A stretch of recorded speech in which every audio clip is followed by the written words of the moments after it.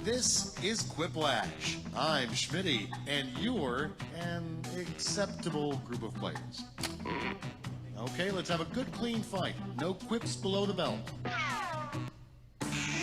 Time for round one. You'll get 2 prompts on your device. Just answer them however you want. Your responses, or quips, will be pitted against someone else's, and everyone will vote on their favorite. You get points based on the percentage of people who like your answer, and a bonus if you get more votes than your opponent. Go!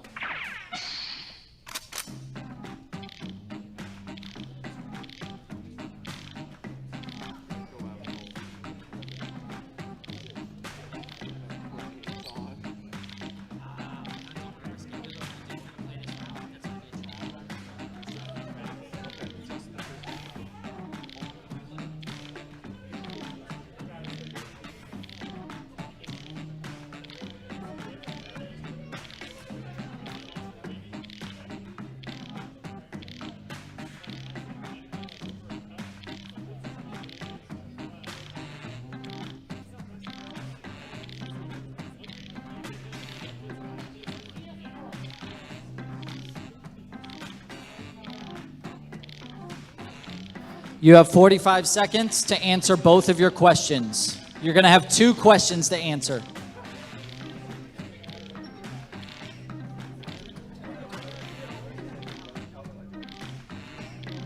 Yeah.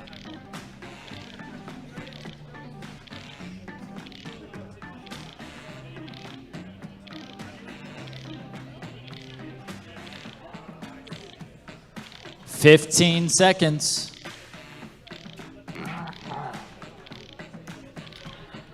8, 7, 6, 5, 4, 3, 2, 1, time. Okay, we're about to find everybody's answers. Here we go. The first prompt is, what do vegans taste like? Okay, pick your favorite. Okay, talk as a small group. You have 15 seconds. Which one do you like more? What do vegans taste like? Tofu or essential oils? Essential Oils takes that. That's the junior high girls. And next, another use for gravy.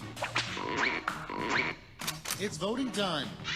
Another use for gravy. We have 2-in-1 shampoo, conditioner, or antibiotics. You have 10 seconds. Decide as a small group.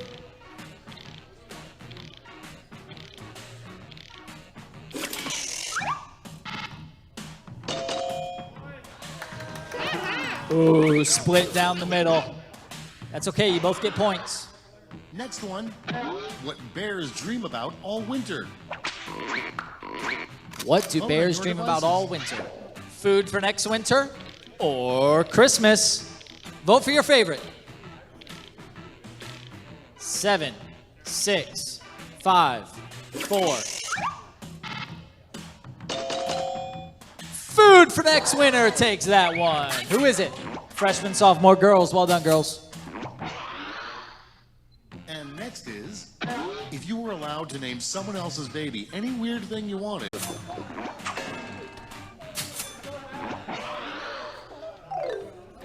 That's all for round one. Here's Okay. the scoreboard. Here's our scores after round one. The junior high girls are in the lead. Okay, Now round two, where all that was a points trial and run. bonuses are doubled. We're going to restart because we forgot something very important in this game. It was on? Okay. There's a family-friendly feature, and I wasn't sure if we turned it on. Otherwise, this could have gotten really awkward. So, that was a practice run. Are you guys ready? Now it's for real.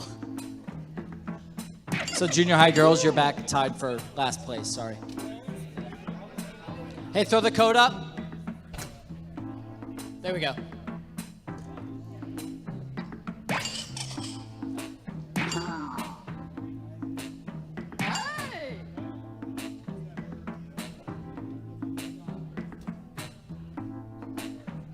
Are we waiting on the junior, senior girls again?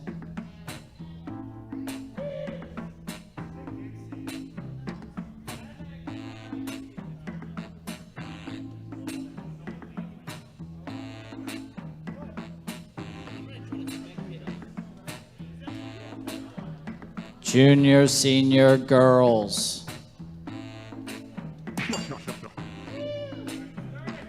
3, 2, 1, go.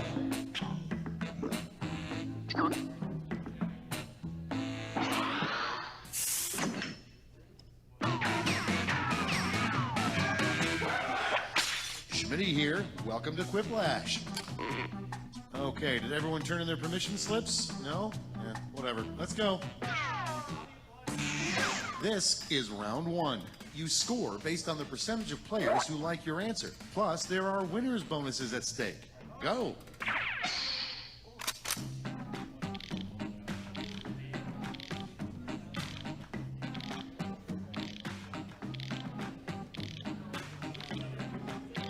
You have 90 seconds. Actually, 78.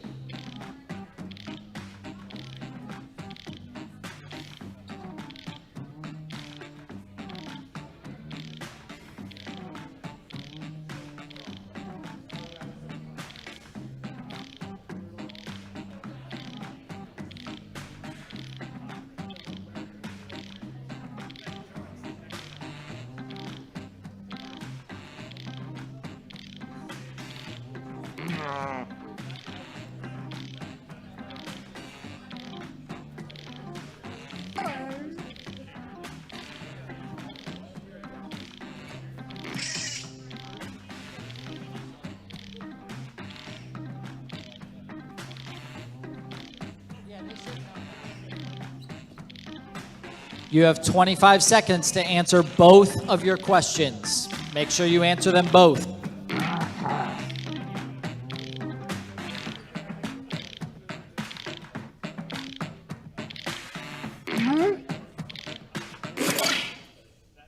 Okay, it's time for some quiplashing. First one, a real weirdo would fall asleep to the sounds of blank.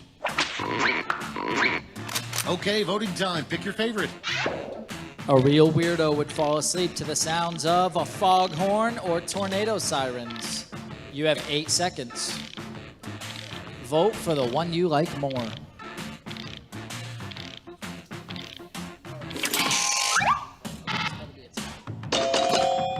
Who didn't vote? Everybody needs to vote.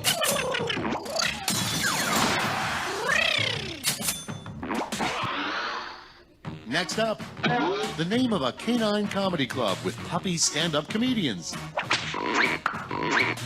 Vote on your devices. Okay. Bark Factory or Doggone Funny? Nate, vote for the one you like more.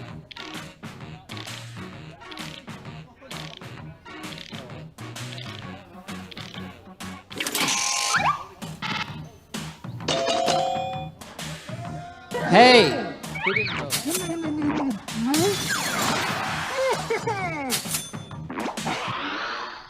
Coming up next, Everyone needs to full vote. advice you would give to Super Mario. It's voting time.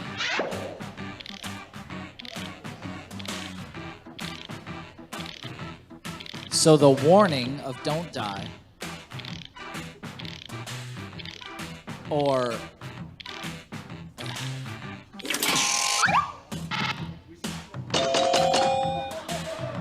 wow!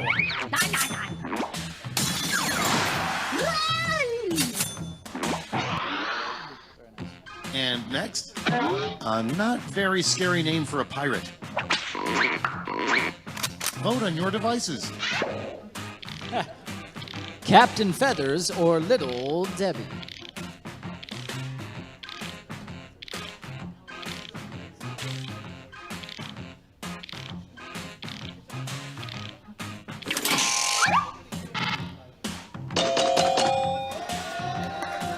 Wow!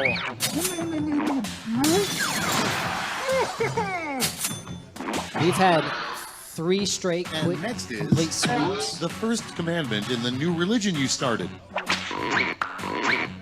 Time to vote.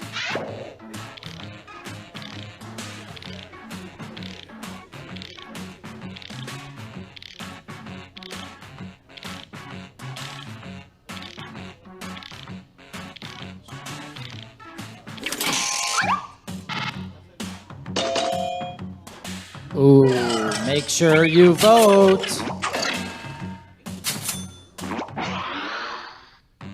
Okay, next one. The worst material with which to make a snowman. Vote on your devices.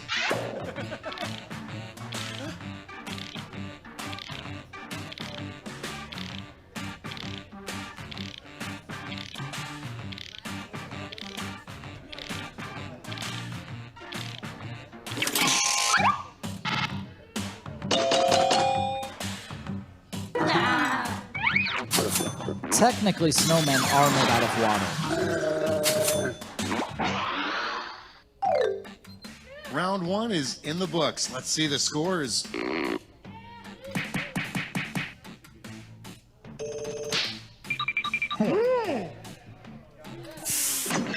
Junior, senior guys are in the On lead. to round two, where all points are doubled. Doubled, I say. You have to do the same thing for double the points.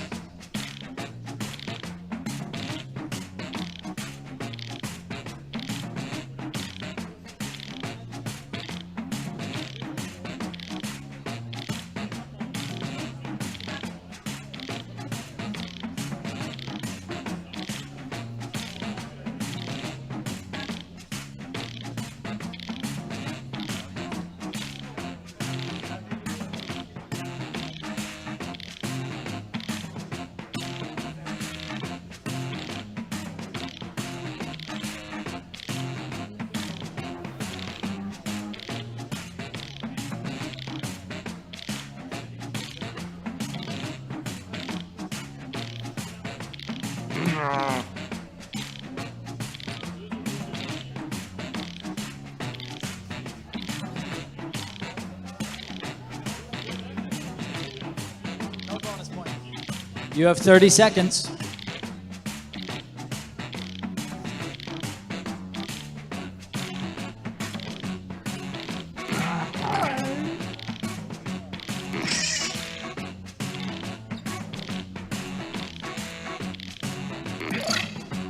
Nine, 8, 7, 6, 5, 4, 3, 2. Let's take a look. Starting things off, the name of the music playlist that will definitely put an end to the party. Okay, everyone, vote for your favorite.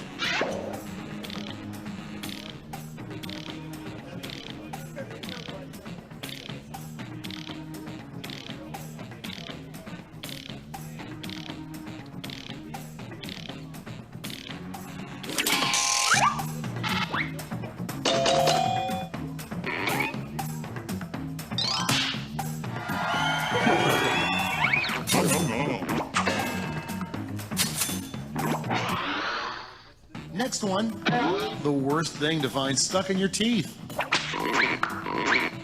It's voting time.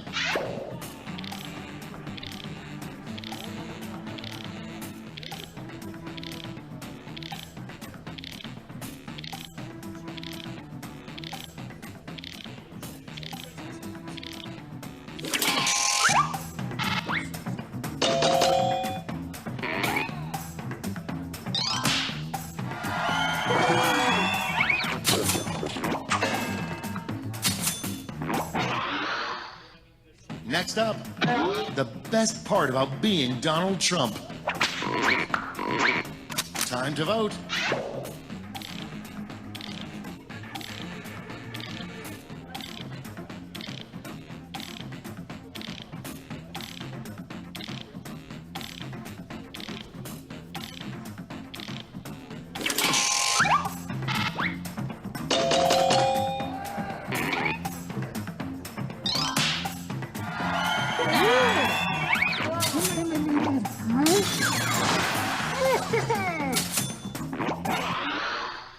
Next in line, where's the best place to hide from the shadow monsters? Vote on your devices.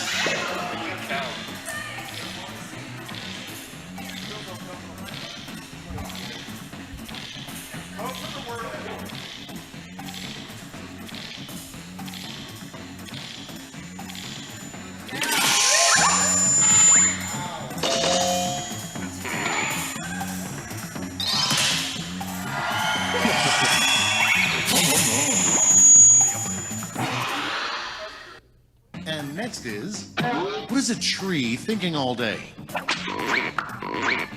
Time to vote.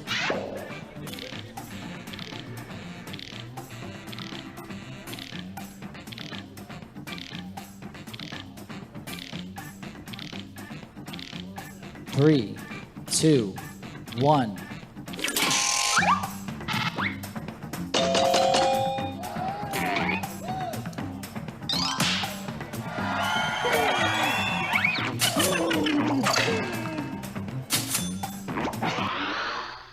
And next, really awful cheerleaders would yell blank. It's voting time.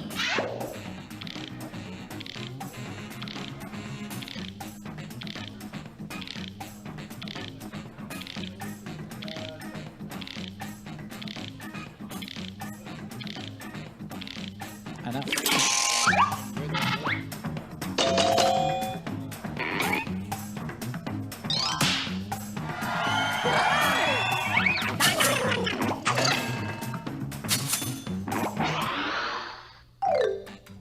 Round 2 is now complete. Let's see who completed it well.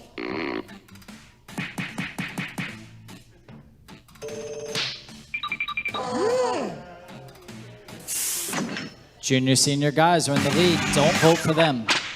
This is round 3, the last lash. Points are tripled, and everyone gets the same one single prompt this time.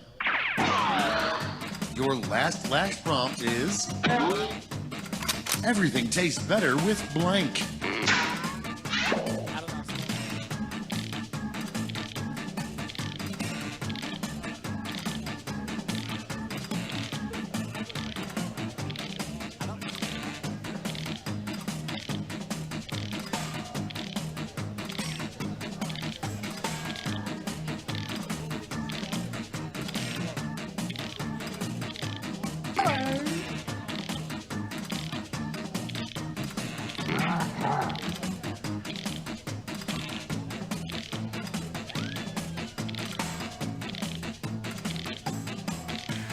Seven, 6, 5, 4, 3, 2, 1. Time. Ooh, someone did not get their answer in. All right, we're ready. Apply your votes.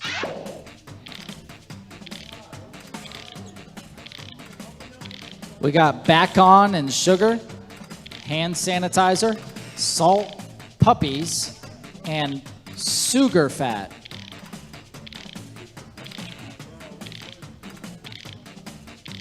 You have 3 total votes.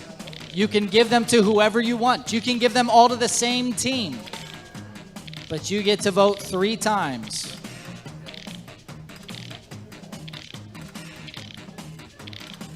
Everybody likes Backin' and Sugar. Junior high boys got 2 votes.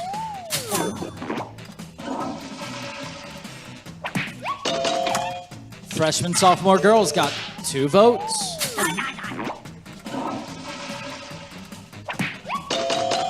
Junior high girls got 3 votes.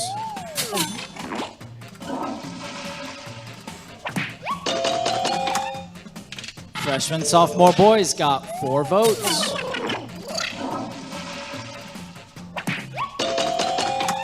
And junior, senior girls got 4 votes. Final score. That's the end. Let's see the final scoreboard.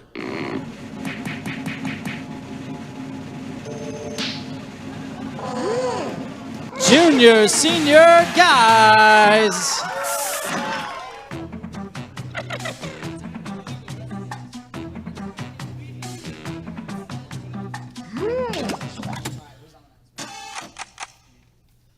Okay, that's it. Go back and you guys can sit. Remember, don't sit in the closed rows and keep 3 seats between you and anyone else. 3 seats between you and anyone else. Go find a seat.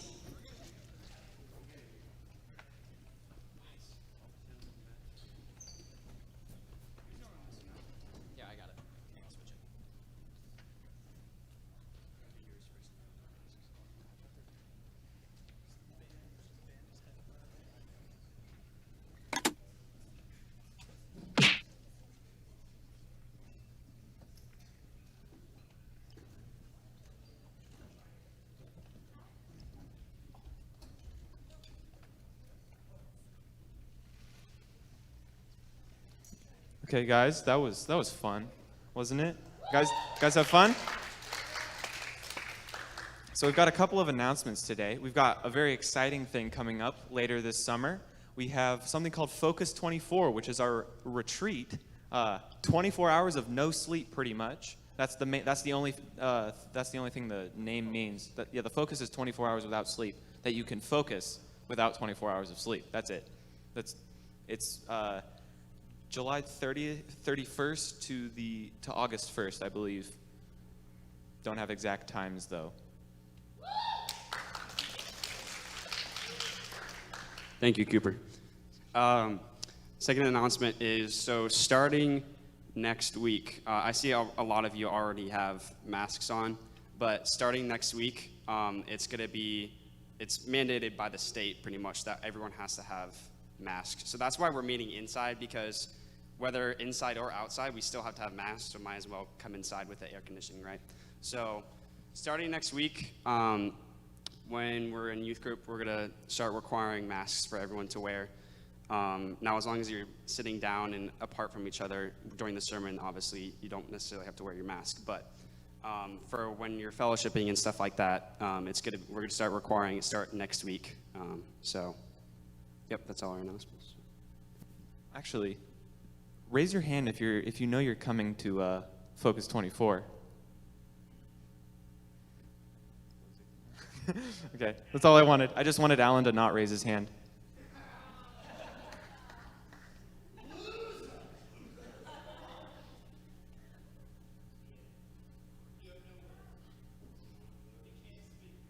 This thing, oh, hello.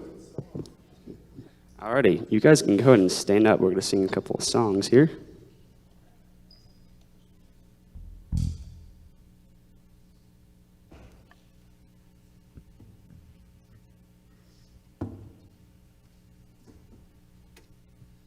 So since we're inside today in the main worship center, it's a little bit louder than normal. You might have already noticed that.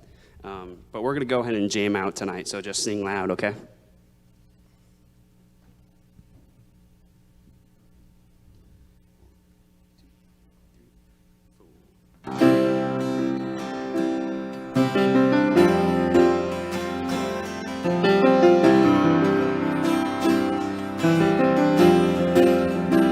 How great the chasm that lay between us. How high the mountain I could not climb. In desperation, I turned to heaven and spoke your name into the night. Then through the darkness, your loving kindness tore through the shadows of my soul. The work is finished, the end is written. Jesus Christ, my living hope. Who could imagine so great a mercy? What heart could fathom such boundless grace? The God of ages stepped down from glory to wear my sin and bear my shame. The cross has spoken, I am forgiven.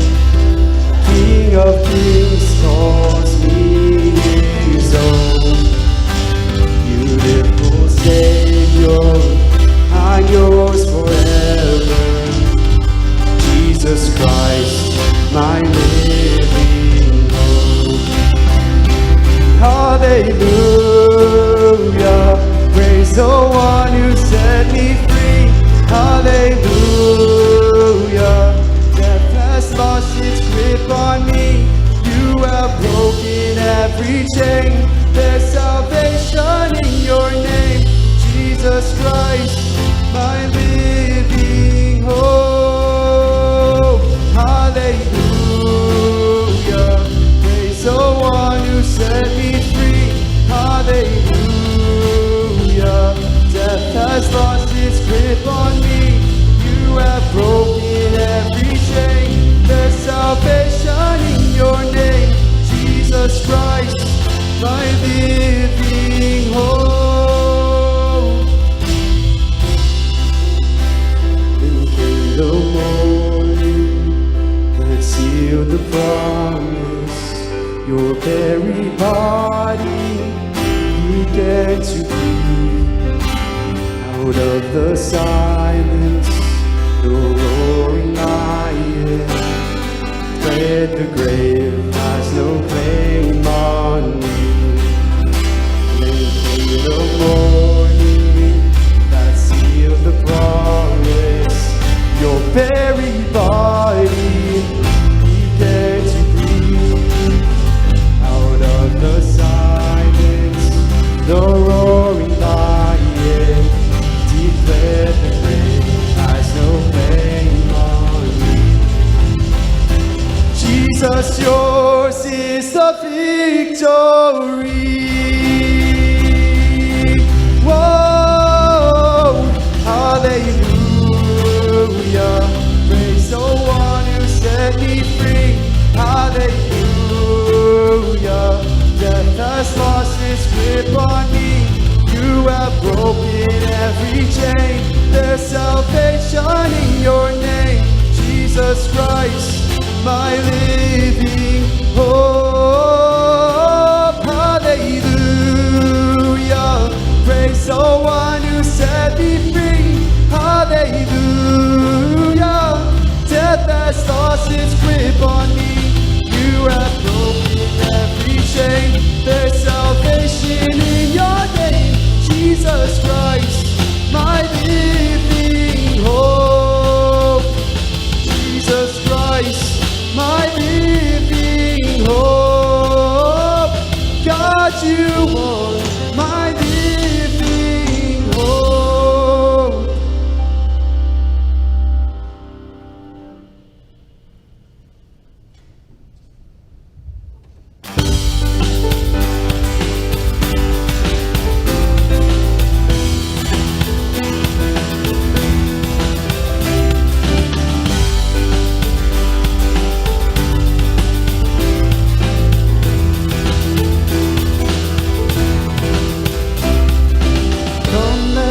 Worship our King. Come, let us bow at His feet. He has done great things. See what a Savior has done. See how His love overcomes. He has done great things. He has done great things. Hero of heaven, you conquered the grave.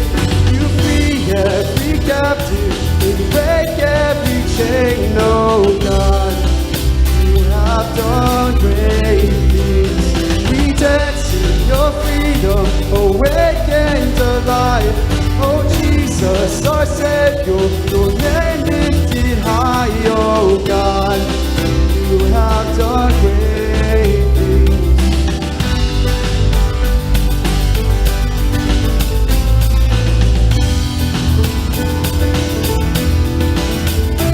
You've been faithful through every storm. You'll be faithful forevermore. You have done great things, and I know you will do it again. For your promise is yes and amen. You will do great things. God, you do great things. Oh, hero of heaven, you conquered the grave. You free every captive, you break every chain. Oh God, you have done great things. We dance in your freedom, awakened to life. Jesus, our Savior, your name lifted high. Oh God, you have done great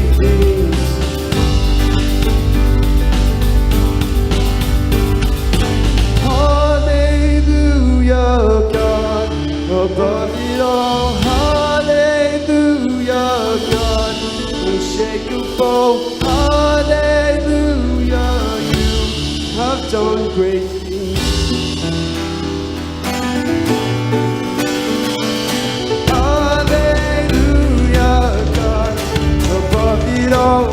Hallelujah, God, unshakable. Hallelujah, you have done great things. You've done great things. Oh, hero of heaven, you conquered the grave. Free every captive and break every chain. Oh God, you have done great things. We dance in your freedom, awaken to life. Oh Jesus, our Savior, your name lifted high. Oh God, you have done great things. You have done great things. Oh God, you do great things.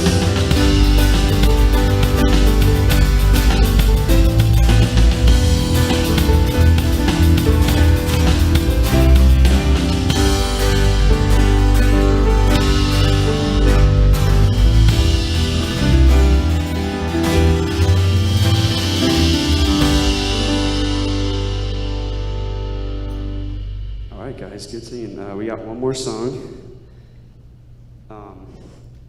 This last song has really been an anthem of our study through the book of Genesis. As we're nearing the end of Genesis, I would just like to repeat the themes that are throughout the song. Mainly focusing on that the Lord our God, He is ever faithful. He was always faithful to His promises. We've seen that throughout the book of Genesis, and we're going to continue to see that tonight with the story of Joseph tonight. So let's just focus on God's faithfulness as we sing the song together.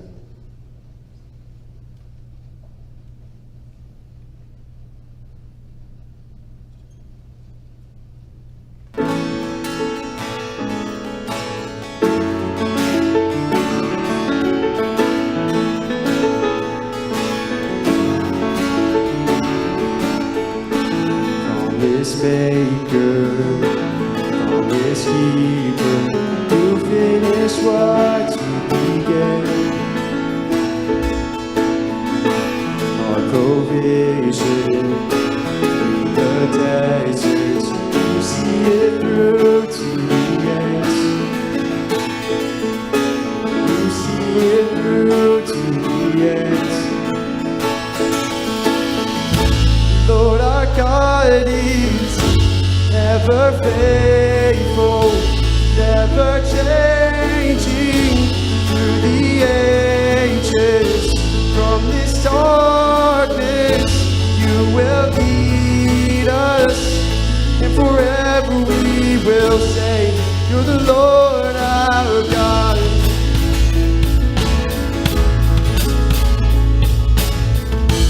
In the silence, in the waves, we know you are good.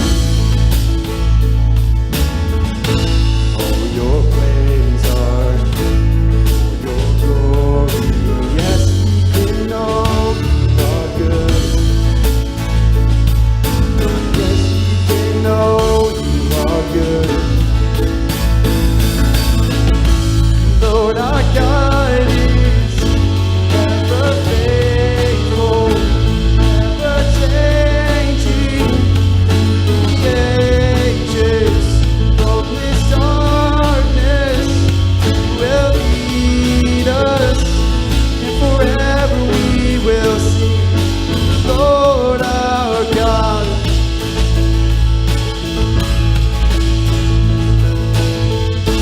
We won't move without you. We won't move without you.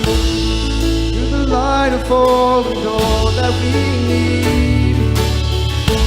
We won't move without you. We won't move without you. You're the light of all and all that we need.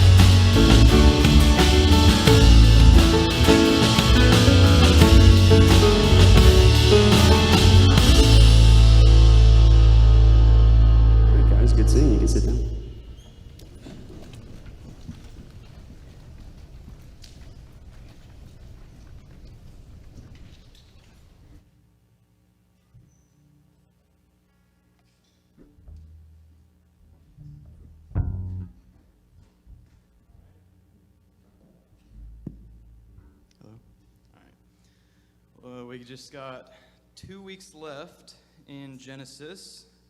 Tonight I'll be reading from Genesis 49, starting in verse 29. Genesis 49, starting verse 29. So it says, "Then he charged them and said to them, I am about to be gathered to my people. Bury me with my fathers in the cave that is in the field of Ephron the Hittite, in the cave that is in the field of Machpelah, which is before Mamre, in the land of Canaan, which Abraham bought along with the field from Ephron the Hittite for a burial site. There they buried Abraham and his wife Sarah, and they buried Isaac and his wife Rebekah, and there I buried Leah. The field and the cave that is in it purchased from the sons of Heth. When Jacob finished charging his sons, he drew his feet into the bed and breathed his last, and was gathered to his people. Then Joseph fell on his father's face and wept over him and kissed him. Joseph commanded his servants, the physicians, to embalm his father. So the physicians embalmed Israel. Now 40 days were required for it, for such is the period required for embalming. And the Egyptians wept for him for 70 days. When the days of mourning for him were past, Joseph spoke to the household of Pharaoh, saying, If now I have found favor in your sight, please speak to Pharaoh, saying, My father has made me swear, saying, Behold, I am about to die. In my grave which I dug for myself in the land of Canaan, there you shall bury me. Now therefore, please let me go up and bury my father, then I will return. Pharaoh said, Go up and bury your father, as he has made you swear. So Joseph went up to bury his father, and with him went up all the servants of Pharaoh, the elders of his household, and the elders of the land of Egypt, and all the household of Joseph and his brothers and his father's household. They left only their little ones and their flocks and their herds in the land of Goshen. There also went up with him both chariots and horsemen, and it was a very great company. When they came to the threshing floor of Atad, which is beyond Jordan, they lamented there with a very great and sorrowful lamentation, and he observed 7 days mourning for his father. Now when the inhabitants of the land, the Canaanites, saw the mourning at the threshing floor of Atad, they said, This is a grievous mourning for the Egyptians. Therefore it was named Abel Mizraim, which is beyond the Jordan. Thus his sons did for him as he had charged them, for his sons carried him to the land of Canaan and buried him in the cave of the field of Machpelah before Mamre, which Abraham had bought along with the field for a burial site from Ephron the Hittite. After he had buried his father, Joseph returned to Egypt, he and his brothers, and all who had gone up with him to bury his father. When Joseph's brothers saw that his father was dead, they said, What if Joseph bears a grudge against us and pays us back in full for all the wrong which we did to him? So they sent a message to Joseph, saying, Your father charged before he died, saying, Thus you shall say to Joseph, Please forgive, I beg you, the transgression of your brothers and their sin, for they did you wrong. And now please forgive the transgression of the servants of the God of your father. And Joseph wept when they spoke to him. Then his brothers also came and fell down before him and said, Behold, we are your servants. But Joseph said to them, Do not be afraid, for am I in God's place? As for you, you meant evil against me, but God meant it for good in order to bring about this present result, to preserve many people alive. So therefore, do not be afraid. I will provide for you and your little ones. So he comforted them and spoke kindly to them. Now Joseph stayed in Egypt, he and his father's household, and Joseph lived 110 years. Joseph saw the third generation of Ephraim's sons. Also the sons of Machir, the son of Manasseh, were born on Joseph's knees. Joseph said to his brothers, I am about to die, but God will surely take care of you and bring you up from this land to the land which he promised on oath to Abraham, to Isaac, and to Jacob. Then Joseph made the sons of Israel swear, saying, God will surely take care of you, and you shall carry my bones up from here. So Joseph died at the age of 110 years, and he was embalmed and placed in a coffin in Egypt.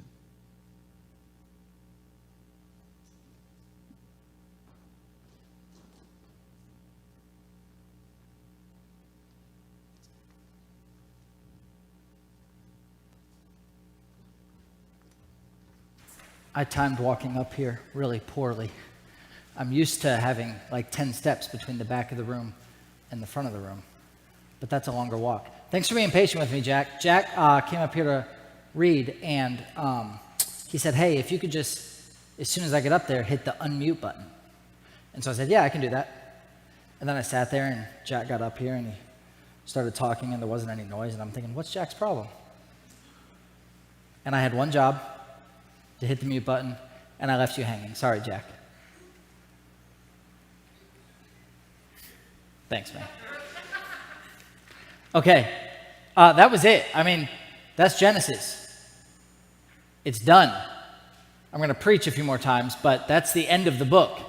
That was the climactic ending. In fact, though it may not have felt like it as we just read it, that's what we're going to title tonight, the climactic ending to the book of Genesis. Genesis 49:29 through 50, verse 26. This is the end of the book of Genesis, and in many ways, it feels very logistical. It feels like he is just kind of rushing to the end of, there's people that were buried, and everyone dies, and that's the end of the book of Genesis, right? It feels almost rushed as we get to the end. We've seen all sorts of different details through the book of Genesis, and we get to this point, and in the space of like 30 verses, two of the most important people in Genesis die, right? I mean, in the beginning of this scene, you have Jacob dying. By the end of this scene, you have Joseph dying. You skipped like a whole life in there, and the book of Genesis is done. And yet, what I would have us to see tonight is that this is not just, all right, let's seal everything up and close this book down so that we can get to the end of it. This is in many ways a climactic ending to the book. In fact, it is in these verses that were just read for us that we really come to one of the clearest points in the book of Genesis for how to understand the book as a whole. Some of the explanation that was just read to us about how God has been working through the book of Genesis are some of the clearest displays of God's sovereign rule in all of the Bible. In fact, one of the clearest statements of God's sovereignty and providence in the New Testament is Romans 8:28, where it says that all things are working together for good for those who love the Lord. There are some who have said that this chapter, Genesis chapter 50, is the Romans 8:28 of the Old Testament. That this is the most clear place in our Old Testament where it says that God is sovereignly working in all things for our good, for the good of those who love him. So let's not just casually fade into the sunset as we close down the book of Genesis. We've been here for a year. Okay? It's been a long time, almost a year. We've been here just over 11 months since we started the book of Genesis. And this in many ways is some of the truth that we've been building to the whole time. Now, there are certainly many logistics in this chapter as he's kind of tying up loose ends in the book of Genesis. And frankly, the structure of this is pretty straightforward. In fact, we're going to throw it all up on the screen for you. Here's the structure of Genesis 49 through 50. First, we have Jacob's death in the first few verses. Then we have Joseph's response to being wronged. And then this scene and the book of Genesis as a whole concludes with a detailing of Joseph's death. All three of these are important sections. However, the emphasis of this chapter is on that middle section, the section that I've bolded for you there. So the structure of our text tonight is just this: Jacob's death, Joseph's response to being wronged, and Joseph's death. And that closes the book of Genesis. But in this closing scene, in these kind of three movements of this closing story, the emphasis, the center, the driving piece, not only to these chapters, but also the whole Joseph narrative, and in some sense, the book of Genesis as a whole, is that middle section in where we see how Joseph ultimately responds to the fact that he was wronged by his brothers. So that's going to be our outline, so to speak, for tonight. We're going to kind of dive through those, but we're actually going to really focus on this middle section because I think it's the most important section in this ending scene in the book of Genesis. First, let's look at Jacob's burial, though. Jacob's burial is in chapter 49, verse 29, all the way through chapter 50, verse 14. Look at chapter 49, verse 29, where we read this. Then he is Jacob, Israel, charged them and said to them, I am about to be gathered to my people. Bury me with my fathers in the cave that is in the field of Ephron the Hittite, in the cave that is in the field of Machpelah, which is before Mamre, in the land of Canaan, which Abraham bought along with the field of Ephron the Hittite for a burial site. There they buried Abraham and his wife Sarah. There they buried Isaac and his wife Rebekah. And there I buried Leah. The field and the cave that is in it, purchased from the sons of Heth. When Jacob finished charging his sons, he withdrew his feet into the bed and breathed his last and was gathered to his people. Okay, that description in this kind of first section of Jacob's burial is giving us the location where Jacob desires to be buried. And the location that Jacob desires to be buried is familiar for all of us. This is not a strange location in Genesis. We've seen it several times over. Because the place that Jacob wants to be buried is the same location where Abraham and Isaac were both buried. Okay, so he wants to be buried.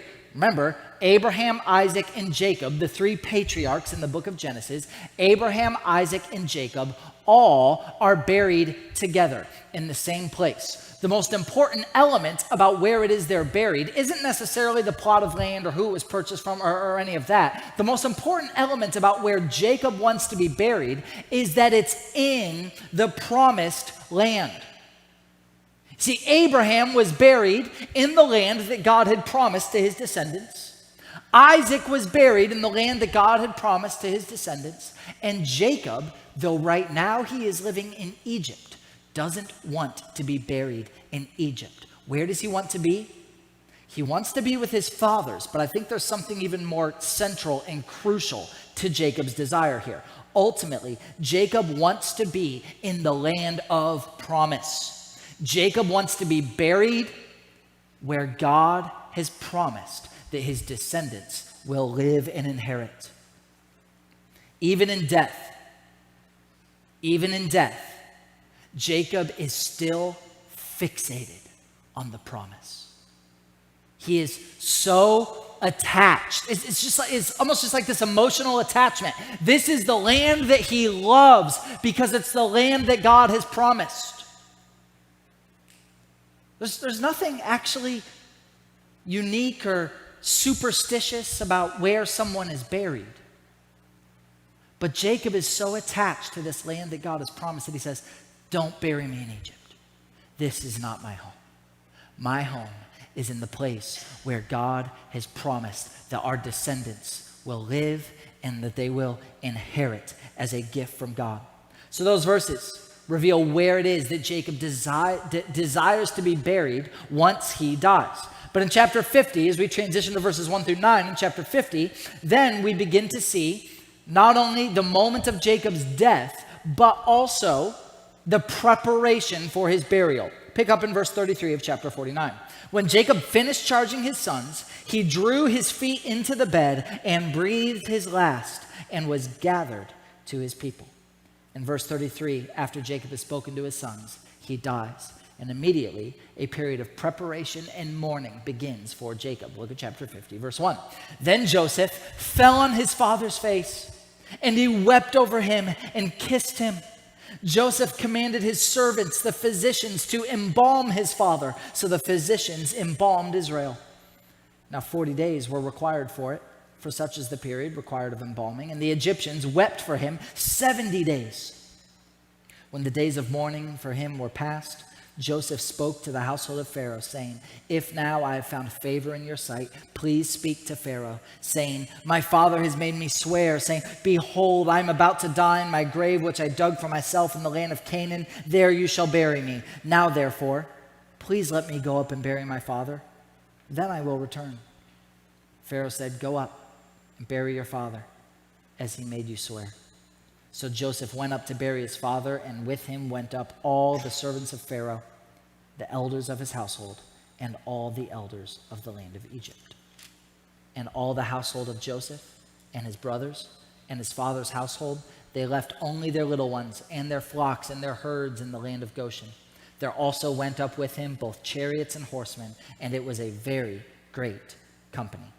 In verses 1 through 9, as we just read, there's this period of weeping and this period of preparation for Jacob as he is going to be buried, this embalming period. It takes 40 days, and what we're actually told is that the Egyptians, because of their respect and honor that they have for Jacob, not only are they weeping at the death of Jacob's father, we're told that the Egyptians wept for 70 days. But not only that, when he asks Pharaoh, can I go back to Canaan? Can I take a break from my duties here? He's essentially asking for like a vacation. Can I go to Canaan to mourn and bury my father? I promised him that I would. And Pharaoh says, yes, go. But not only does Joseph go alone, the description of all of those that accompany him, it's called in verse 9, a very great company. You have all of Pharaoh's servants that go with Joseph. You have all of Pharaoh's household. You have all of Pharaoh's elders, his rulers, his leaders. You get the feeling that like anyone that was someone in Egypt,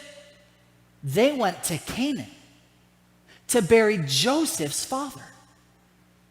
It's a fascinating scene. It shows us just a glimpse of how highly the Egyptians looked upon Joseph. It shows us just a glimpse of how respected and honored and blessed Joseph actually was. The highest people in Egypt leave their posts and they go into Canaan to mourn with Joseph for the death of Jacob. We're specifically told about that in verses 10 through 13. We're told about this period of mourning. Look at verse 10. When they came, this very great company, to bury Jacob, when they came to the threshing floor of Atad, which is beyond the Jordan, they lamented there with a very great and sorrowful lamentation. And he observed 7 days of mourning for his father. Now when the inhabitants of the land, the Canaanites, saw the mourning at the threshing floor of Atad, they said, this is a grievous mourning for the Egyptians. Therefore, it was named Abel Mizraim, which is beyond the Jordan. Thus, his sons did for him as he had charged them. For his sons carried him to the land of Canaan and buried him in the cave of the field of Machpelah before Mamre, which Abraham had bought along with the field for a burial site from Ephron the Hittite.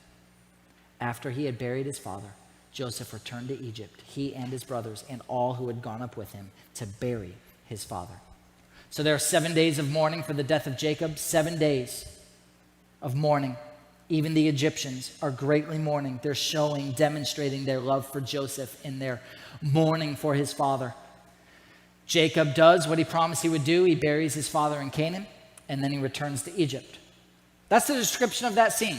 That's a quick summary of Jacob's death. We quickly then move to the second point in this story. The emphasis point, we could say, Joseph's response to being wronged. Let's pick up in verse 15. The narrative takes a marked shift here. Look at verse 15. When Joseph's brothers saw that their father was dead, they said, what if Joseph bears a grudge against us and pays us back in full for all the wrong which we did to him? Now that Jacob is dead, Joseph's brothers are looking around and they're worried. They're nervous. They're concerned that Joseph will now kill them because their father is no longer around, essentially to protect them. Remember how this whole story came about. Joseph's brothers sold him into slavery.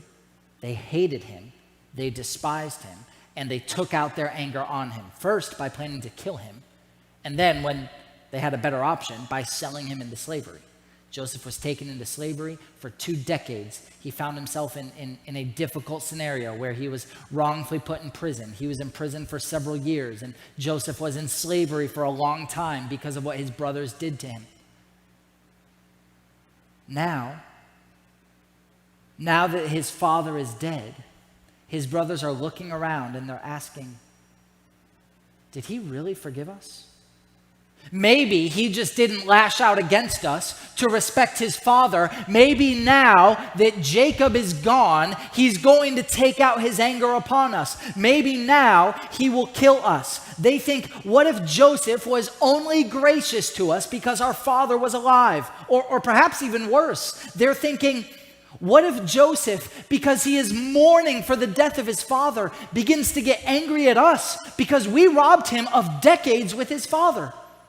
Right? I mean, this is a common thought when someone dies, to wish that you had more time with them before they had died. And they're wondering, maybe Joseph, in desiring more time and mourning the death of his father, is wondering if he should blame us for what he lost, if he should take out his anger on us for what he lost. They're terrified. They're terrified. In fact, look at verse 16. They're unwilling to face Joseph. What they did was they sent a message to Joseph, their brother, saying, your father charged us before he died. They're unwilling to go face to face with Joseph. Rather, they send a messenger to Joseph to take a message to him. This is how scared of Joseph they are now that their father is dead. So they say, before our father died, he charged us, and here's what he said. Look at verse 17. Thus you shall say to Joseph, please forgive, I beg you, the transgressions of your brothers and their sin, for they did you wrong.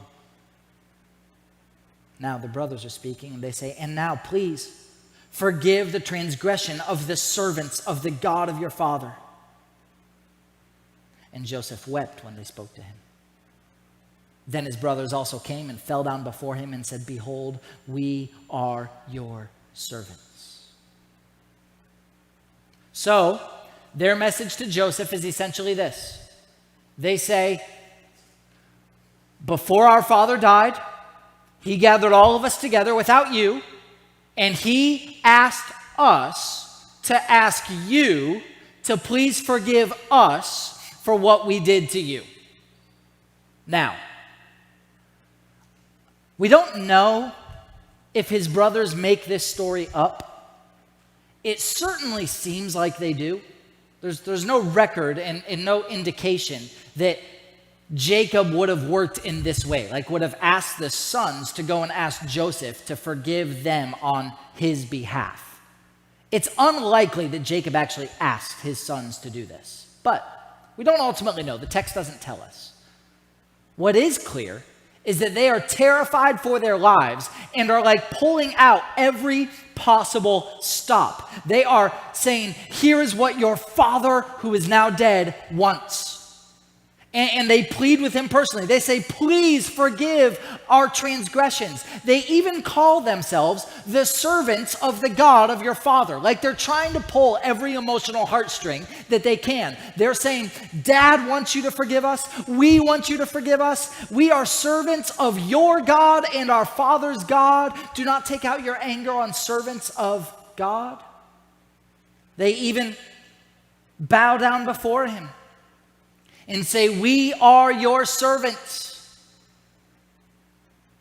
Yet another fulfillment of what God said would ultimately happen. Remember when this whole story started, God said, your brothers will bow down before you, and here they do it again. We will be your servants. They are desperate for his forgiveness. They are terrified because they know that Joseph would have every right and the power to do whatever he wanted to them. But Joseph hears this. And look at the end of verse 17. Joseph wept when they spoke to him. Joseph is moved to tears probably for a number of reasons. Probably moved to tears because his brothers are too scared to face him. He's probably moved to tears because apparently his father is concerned that he will seek revenge. He's probably moved to tears certainly because of the pain and suffering that he had endured at the hands of his brothers. They bow down before him. We will be your servants. And the rest of this section is Joseph's response to this request. Joseph's response to being wronged. Joseph's response to being sinned against. Joseph's response to injustice. And we're actually going to have a little bit of an outline in this section. We can put that up on the screen now. We're going to see in this section 3 lessons from Joseph in being wronged. 3 lessons from Joseph in being wronged. 3 lessons from Joseph in being wronged.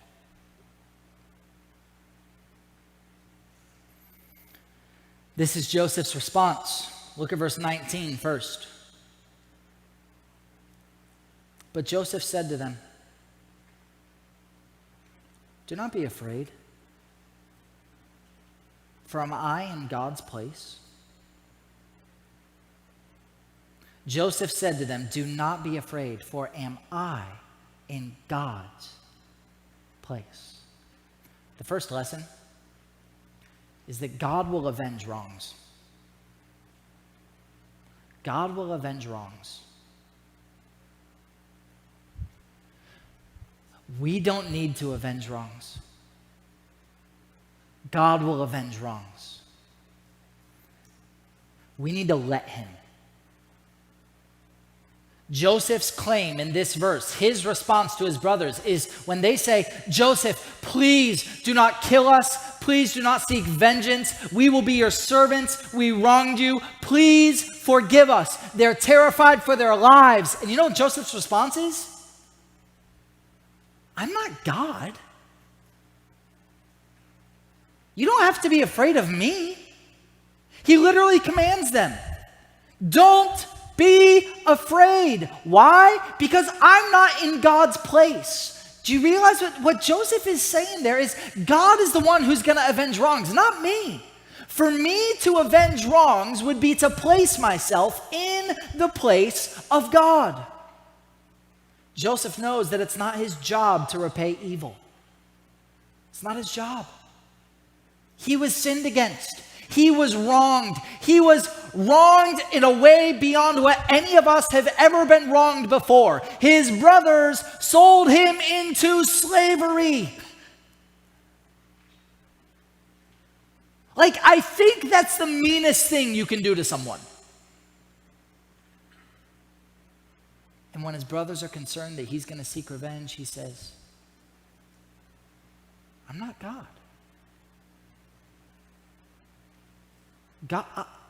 I'm not the one who avenges wrongs. That's God's position. I'm not in his spot." Joseph doesn't see avenging wrongs as the burden that he needs to take up. He is willing to let God be the one who will be the judge on these things. God is the one who repays evil, not man. Not us. To repay someone or to seek revenge is to put yourself in the place of God.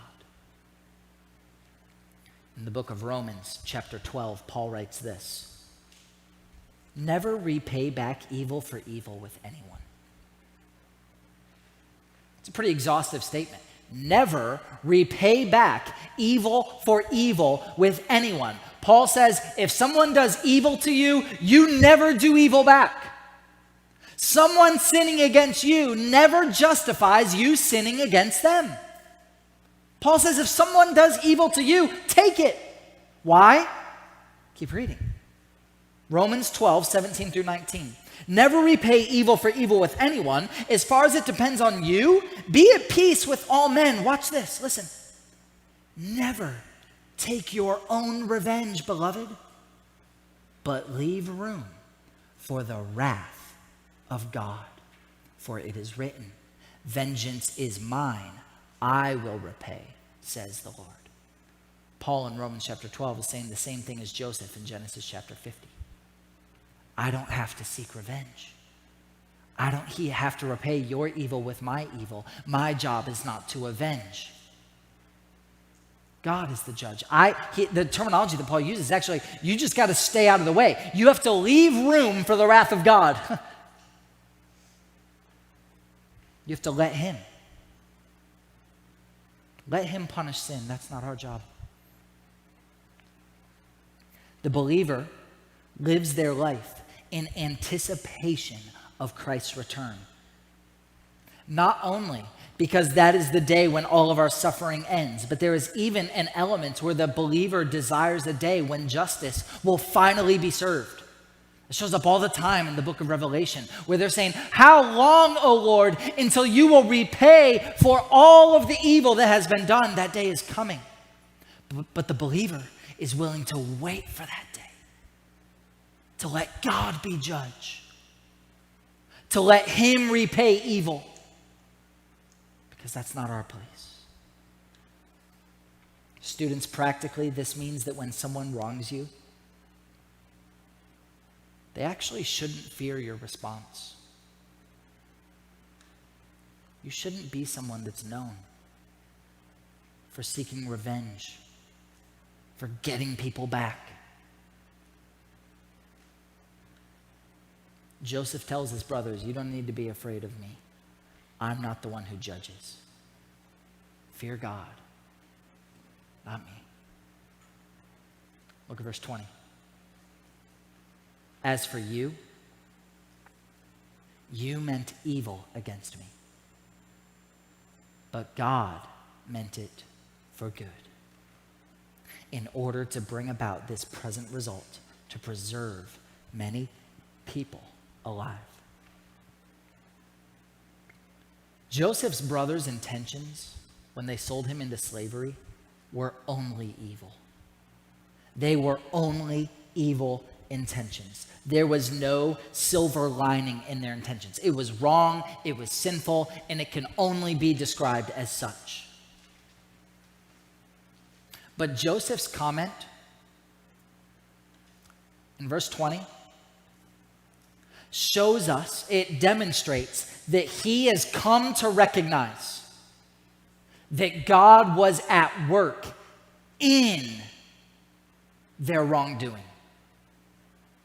God was at work in their wrongdoing. God, our second lesson, is working through wrongs. God is working through wrongs. God was at work in the sin of Joseph's brothers. And Joseph has finally come to the point in Genesis chapter 50 where he can say, "I see it now. You meant it for evil, but God meant it for good." Joseph is in a position now of completely trusting God. God is working through wrongs. When we are wronged, our call is to trust him who is at work in those wrongs. It's easy for us to think wrongly about this. The terminology in that point, and the terminology in verse 20 is very specific. It's easy for us to think that when someone does wrong to me, God can take that and can make it a good thing. It's easy for us to think that God can get creative and find a way to make this broken mess something beautiful. But that's not really the full picture. It's not really an accurate description of how God is at work in this. God is not sitting back and someone goes and does something wrong and God says, "Oh no, I have to find a way to make this work." God is much more intimately involved in our lives than that. This is not a verse that says, "You meant it for evil, but God found a way to make it good." This is a verse that says, "In your evil, God was at work. In your sin, God had an intention. He had a purpose. He didn't just find a way to work through it. He was at work in it. He didn't just find a way to fix it. He had a purpose all along. Do you see the difference? In one scenario, man is in control and God is reacting. It's not what the Bible teaches. Genesis 50 teaches that even when wrongs are being done, God is sovereign over them and at work in them. Even when you are sinned against, God is sovereignly doing something in you on purpose. Even when you're wronged, that falls under his plan. That falls under his perfect plan, which ultimately will work out for the good of those who love him. So Joseph can say with confidence, I know that you had evil intentions for me, but God meant your actions for good. He was at work in it. He didn't just react to your sin. He had a purpose all the way through it. Now, I know that may cause questions in your mind because there are mysterious elements of this. How can God be sovereign over all of this sin, and yet God doesn't sin, and sin is not his fault? How can all that work together? And we're not given that answer. We're not given that answer. What we're told is that somehow, in the perfect plan of God, he designed all of this. That he's at work in it, that he intended what happened to happen for the good of his people. And we're actually told how all that fit together. Look at verse 20. God meant it for good. How did all this work about for good? In order to bring about this present result, to preserve many people alive. God used Joseph's brother's hatred to place Joseph in a position where he could save his hateful brothers' lives. Joseph finally has this perspective. Remember, it took Joseph 20 years in slavery to come to this realization. And sometimes in life, students, we don't ever get to have the perspective that Joseph gets to have here. He actually gets to step back and see how, like, all along, God was at work in every detail. But he didn't know that 10 years ago. He didn't know that 20 years ago. He didn't know that 30 years ago. We don't always get to see that perspective. But what we must learn, the lesson that we must learn, is that it is true. Even if we don't get Joseph's perspective, we know Joseph's truth. That even when people sin against us, that God is at work in it. Think of what this means for your response when you are wronged. When you are wronged, and you certainly will be, students, you can know that God is at work for your good in it. Think about that. Have you been sinned against? This blows the mind. Have you been sinned against? It's for your good. Doesn't even sound right. Have you been wronged? It is for your good. Has there been an injustice in your life? It's for your good. You may never see how, but that is a promise. All things are working together for good for those who love the Lord. They may have meant it for evil, but God is working it for good in you. That just flat out changes our response to being wrong, doesn't it? No matter what someone does. If your theology is in the right place, you can say, I know that I've been offended. I know that I've been wronged. I know that I've been sinned against. I know that this is an injustice, but you know what I know even more than that? It's for my good. And you know what happens when those theological gears are in place? Now, Joseph's first statement makes a little more sense, doesn't it? He doesn't have to avenge wrongs. He doesn't have to go about seeking revenge because he knows it's for his good. And he knows that God is the one who's at work in all of this, and he knows that he's ultimately the one that's going to judge. Brings us to verse 21. Joseph says, "So therefore, do not be afraid. I will provide for you and your little ones." So he comforted them and spoke kindly to them. Okay, so not only is Joseph not going to seek revenge, he goes exactly in the opposite direction, showing kindness to those who sinned against him.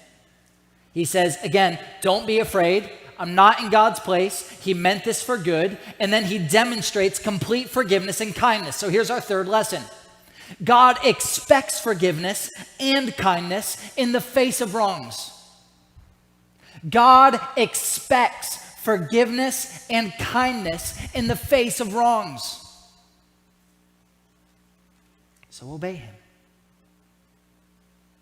Not only do we not need to seek revenge, not only do we need to know that God is working through wrongs, but our actual proactive response is not just to be passive,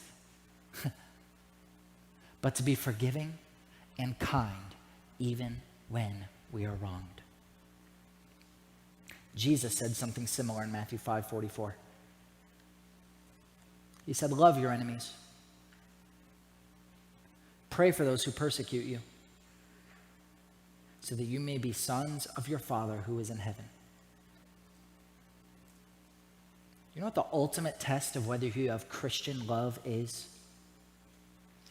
Whether you can love those who are difficult to love. Unbelievers are capable of love. Unbelievers can show kindness to some.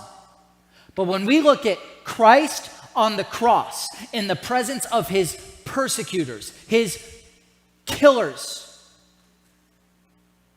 what's he saying? Father, forgive them. They don't know what they're doing. They are killing him. And he's forgiving them. That is an otherworldly love. That is an unnatural love. Joseph responds here against his brothers, and he says, not only am I not going to punish you, he forgives them and he shows them kindness. He says, I'll take care of you and your children. I'll see that you're well taken care of. It's important to note, students, that you don't have to wait for an apology to forgive someone. You don't have to wait for an apology to show kindness. Those things may never come. But God expects us to respond in forgiveness and kindness in the face of wrongs. Let me be clear. You can only do this third one if you already have the first two in place. Forgiveness and kindness flows from an understanding that we don't need to avenge wrongs and that God is at work in all things. Joseph has this perfect trifecta of reaction because he understands that God is at work. We're called to do the same, and we're called to obey, showing love, kindness, and forgiveness. Quickly, let's move through the final scene in this story in Joseph's burial. Verses 22 and 23, now Joseph stayed in Egypt, he and his father's household, and Joseph lived 110 years. Joseph saw the third generation of Ephraim's sons, also the sons of Machir, the sons of Manasseh, were born on Joseph's knees. Keep reading. Joseph said to his brothers, I am about to die, but God will surely take care of you and bring you up from this land, to the land which he promised on oath to Abraham, to Isaac, and to Jacob. Then Joseph made the sons of Israel swear, saying, surely God will take care of you, and surely you shall carry my bones up from here. Joseph is ready to die. The story ends very quickly, but we're given one last glimpse into the heart of Joseph. Just like his father, as he's about to die, he says, God will take care of you. There it is again. God will keep his promises. And when I die, I want you to take me from here to the promised land. We're not told if Joseph was ever taken to the promised land in this chapter, but we are told that Joseph dies and that he's buried in a coffin, verse 26. So Joseph died at the end of 110 years, and he was embalmed and placed in a coffin in Egypt, even in death, just like his father, where his desires fixed, We're going to put this up on the screen. This will be our final point. Even in death, Joseph is still fixated on the promises of God. Even in death, he's holding on tight. God is a promise-making and a promise-keeping God. If you believe that, all of those applications that we just talked about, they flow out from those theological convictions. God keeps his promises. So we don't have to worry. We don't have to fear. We don't have to avenge wrongs. We can show kindness in the face of wrongs because God will keep his promises. Father, what a lesson. What a climactic ending to an incredible book. What an amazing response in the face of wrongs. If there were ever a time to seek revenge, this was it. Help us to be like Joseph. Help us to have these theological truths in place so that we can respond rightly when we are wronged, when we are sinned against. Father, help us to trust you, to obey you, and to believe that you are a promise-making and a promise-keeping God. It's in your Son's name we pray. Amen. Okay. We'll have to get a little bit creative with small group spacing here. Leaders, let's try to implement physical distancing as much as we can. These are the times where, like, if you're not required to wear a mask tonight, but this is like more the time that you should be wearing a mask as we transition into small groups, okay? And as we fellowship afterwards. Next week, we'll be enforcing that more tightly. But you guys are dismissed to small groups. You can find a happy place, and we will see you guys later.